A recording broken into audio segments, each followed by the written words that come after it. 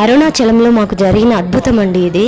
గిరి ప్రదక్షిణ మొదలు పెట్టాలనుకొని అరుణాచలం ఆలయం దగ్గరికి అట్లా పోయినామో లేదో శివపార్వతుల దర్శన భాగ్యం కలిగింది మాకు. ప్రతిసారి శివుడిని లింగాకారంలో మాత్రమే చూస్తాం కదా, అమ్మవారితో సమేతంగా ఎంత అద్భుతమైన కన్నుల విందులాగా అనిపించింది. అందరికీ తెలిసిందే కదా అరుణాచలం పౌర్ణమి గిరి ప్రదక్షిణ చాలా పవర్ఫుల్ అని. మేము పోయిన రోజు ఇంకొక ప్రత్యేకత ఏంటంటే పౌర్ణమిలో పౌర్ణమి ఆ రోజు చైత్ర పౌర్ణమి అంట. తమిళనాడు కొత్త క్యాలెండర్ స్టార్ట్ అయిన రోజు అంటండి అది. మనకి ఉగాది అమావాస్య తర్వాత వస్తుంది కదా, వాళ్ళకి పౌర్ణమి తర్వాత అంట.